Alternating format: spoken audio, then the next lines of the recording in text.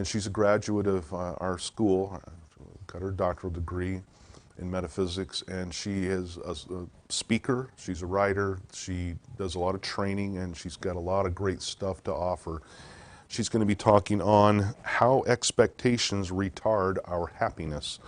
So as soon as we're ready, we'll get her up on the monitor and let her take it away. Turn off your speaker, Jacinta. It's on. No, your speaker's on. Turn your speaker off, or put headphones on. Well, that's too late. Because we're hearing an echo. You go ahead. Hi, do you hear me now? Yep, we're good. Go for it. Okay. Hi, everyone. I'm so glad to be here this evening. Hi, everyone. I can see all of you. Good evening. My topic today is how expectations retard our happiness. And it really ties into what Dr. Kelly was saying this evening. Now, expectations, in my own opinion, are in twofold. One, expectations that are internal, the expectations that we build about ourselves, our beliefs, our decisions, and the actions that we take. Those rituals that we develop about ourselves. And then there are the external expectations. Those expectations that will create based on the external world. So, such as the people we deal with, the processes that are literally out of our control. So today I'm really going to focus on external expectations and how they retard our happiness. A few days ago, I watched a movie by one of the stars was Morgan Freeman, and I remember him saying one thing that stuck with me, that we humans are so focused on having rather than being. And that really brought me back to my topic, because expectations are really about creating a desire for the future. It only means that even if you're here right now, when you're expecting things, you're in the future, your mind is way far away from the moment. So which also means that you're missing out on the moment, you're missing out on the abundance, on the whatever is revealing itself at this particular moment. Now you may wonder, why do we develop that expectancy mentality? How do we get programmed to expect things? We get programmed to expect things right from when we were born. Our parents expect us to act a certain way. Everything is so conditioned. If you don't behave a certain way, then you'll be hit. If you don't go to school, or if you do this, then you'll be punished. Rewards are conditioned. So we grow up expecting to doing certain things, expecting certain results. And for instance, if you're a child and you behave well and your parent doesn't give you a chocolate, at least in my case, then you're disappointed because you expected to receive a reward, which means that your actions are conditional. So as you grow older, the society goes ahead to program you expecting things. You have to be of a certain religion to be accepted. You have to worship a certain way to be accepted. You have to behave a certain way to be accepted. So expectations are built into your internal representations as a way of life, which retracts you from making your own choices of what to really expect. Then if you go to school, more expectations. You're programmed to expect more, to live in that world of expectations. Because I personally went through school cramming, because I knew that if I read and understood everything that was being taught, then I expected to pass the exam.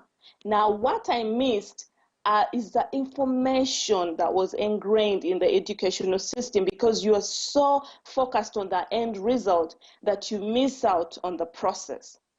Now, as you get older and get a job, oh my God, then you enter into the world of more expectations, because you're expected to be at work at a certain time, you're expected to do certain things at a certain time, and when you don't follow through, then you're punished.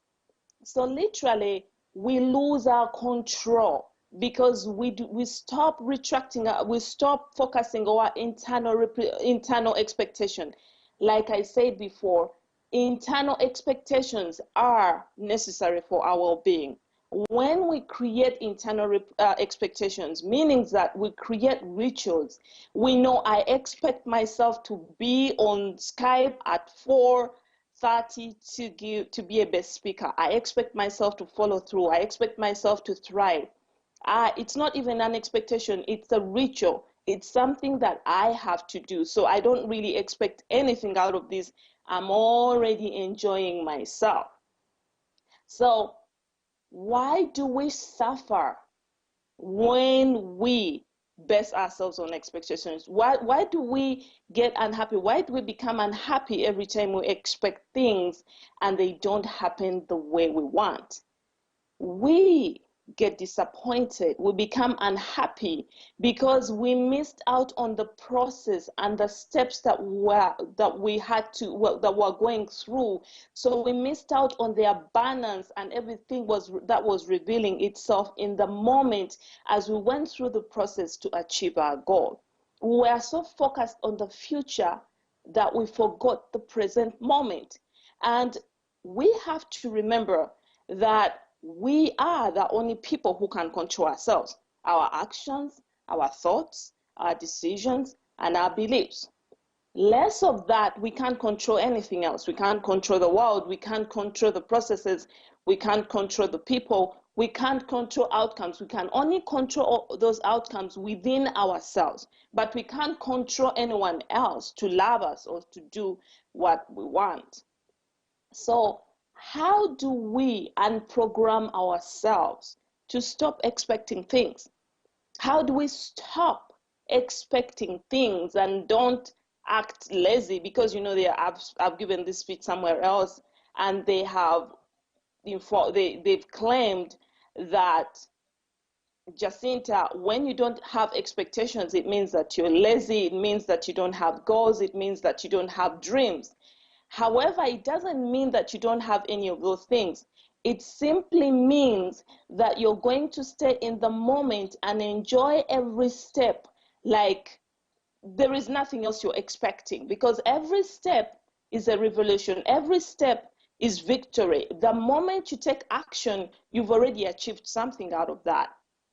So I'm going to share with you 3 tips, things that I've had to learn myself so that I stop expecting, because I got so disappointed. I was always disappointed. I always expected people to love me. I always expected things to happen my way. And that way I was always disappointed. The number one thing that I've done to stop expecting things is to stay in the moment and to appreciate every step I take with all my senses. And how I do this is that when I'm somewhere, or when I'm doing something, I engage all my 5 senses. I don't just look, I see. I don't just eat, I taste. And sometimes my mind is all over the place. But I make sure that I remind myself to stay in the moment. That way I get to enjoy every step of the way. So I'm an author. And one of the things that bombarded me was writing my books, expecting the world to fall over and buy them and become a best-selling author. So most of the time, I missed out on the researches that I was doing, on the connections that I was making as I was writing the book and as I was promoting it. I missed out on the beauty of the moment. And I was so focused on becoming a best-selling author. And when I didn't become a best-selling author, I was so disappointed until I had to stop. Dr. Kelly told me, you know what, you just have to understand that you don't have control over anyone else's actions. So I came up with a strategy, my own thing, a technique that I use.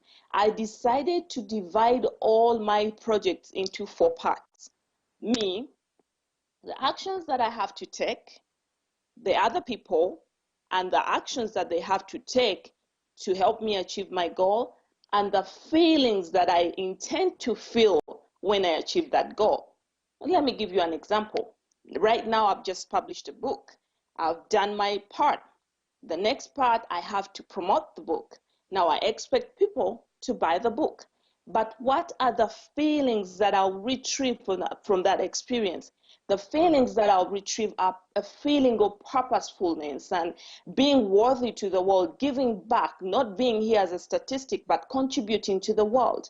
So what I do, I focus on the three things that I have control over, which is me, the actions that I have to take, and the end result, which is feeling purposeful and feeling worthy, not worthy within myself, but being a positive contributor to the world. And what I do, everything else I can't control, I put to the side and just focus on the three things. Now, what I do, I start living fast forward. I do things that make me feel purposeful. I do things that contribute to the world. I volunteer in the libraries and give free counseling sessions and speeches all over the place, which makes me feel purposeful anyway, which are the very feelings that I was going to feel when I become a bestseller. So whether I become a bestseller or not, well, I'll be a little bit disappointed, but I've already achieved the end result. So the idea is to determine the feelings. How will you feel when you achieve that goal? And once you identify those feelings, those collective feelings, get in the moment and evaluate the things, the projects, the skills that you already have that will help you achieve those feelings. And that means that you stay in the moment. Because I've also come to discover that when you're in the moment, you really become grateful because you say, oh my God, I would have rushed right now and bought that shoe because I didn't look in my closet. I'm always here in physically, but my thoughts are in three other million places. But when you're present, that's when you begin identifying all the abundance that is inexhaustible at that particular moment. That's when you look around and say, oh, by the way, I can do this to achieve the feelings that I want to achieve at the end of it. And another reference from the movie Lucy is Morgan Freeman said, we have to start feeling, because when you're feeling, you don't think. Thinking, in a way, is our worst enemy, although when we are thinking the right thoughts, that's another story. But Dr. Bruce Lipton, the author of Biology of Belief, recently he said that we think 95% of our waking lives. So you're thinking, you're driving, and it's your unconscious mind running the whole system. But can you imagine if you just stop thinking and start feeling and be present and be grateful? There is nothing you will expect, because you will realize that everything you want, you already have. So in summary, when we expect things out of ourselves, we expose ourselves to disappointment. And the way to stop expecting things is to give, love, receive, act, and live unconditionally, knowing that we already have everything that we want.